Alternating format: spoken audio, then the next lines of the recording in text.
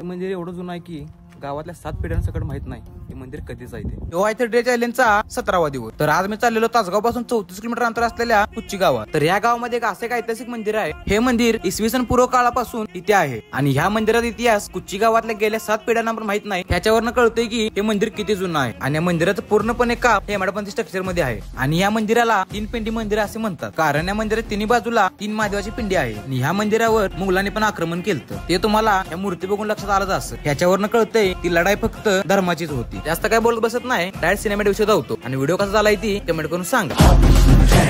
अग्नि की जो पहली लपटों से खेला हो, अग्नि में ही जो फला और फूला वो हम.